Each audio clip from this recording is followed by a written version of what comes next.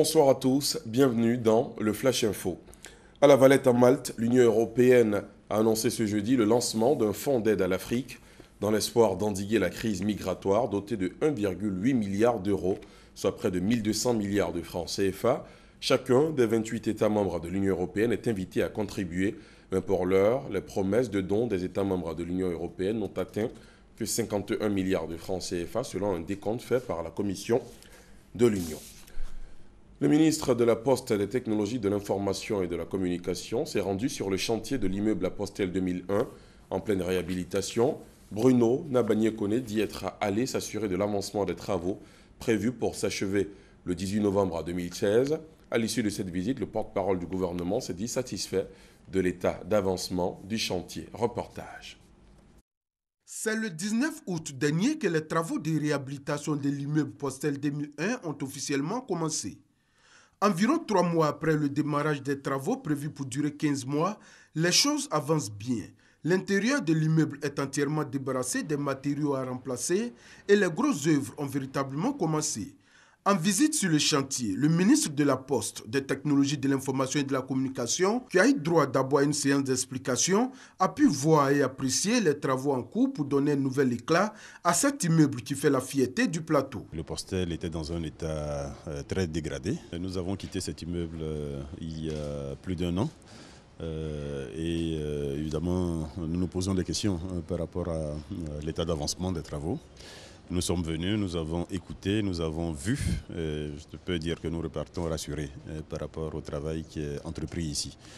C'est un travail qui est important, c'est un travail qui montre justement le renouveau de la Côte d'Ivoire. L'entreprise commise à la tâche rassure. Le nouveau Postel 2001 qui va être livré sera équipé de toutes les commodités d'un immeuble moderne.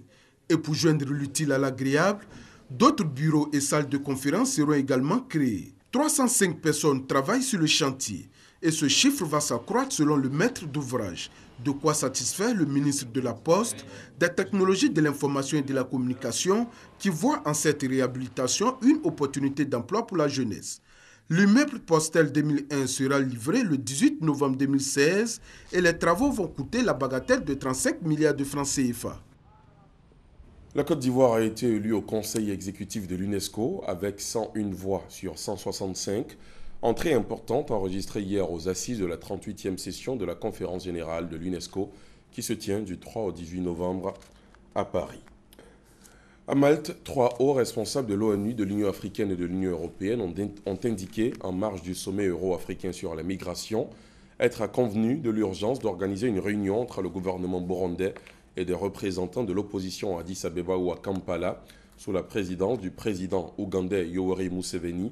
Cette initiative, lancée à quelques heures d'une réunion du Conseil de sécurité de l'ONU, semble avoir reçu un accueil glacial à Bujumbura, qui entend fixer elle-même les règles d'un dialogue de sortie de crise.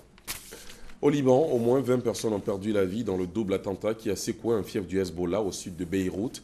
Les 2 explosions simultanées ont visé le secteur de Bourj al-Barajneh, dans la banlieue sud de Beyrouth. Selon la police, 2 hommes à pied ont fait détonner leur ceinture explosive devant un centre commercial. Un bilan provisoire du ministère de l'Intérieur libanais qui parle d'attentats suicides donne au moins 20 morts et un grand nombre de blessés. Les éléphants de Côte d'Ivoire se sont rendus hier à Monrovia, la capitale libérienne. Ils doivent y affronter la sélection nationale du Libéria demain dans le cadre des phases éliminatoires en vue du Mondial 2018. Avant leur départ, les poulains de Michel Dussuyer, le sélectionneur national, ont eu une dernière séance d'entraînement. Vous le voyez sur ces images. C'était au stade Félix Houphouët-Boigny d'Abidjan. C'est la fin de ce Flash Info. Merci de l'avoir suivi. Prochain rendez-vous avec l'info à 20 h.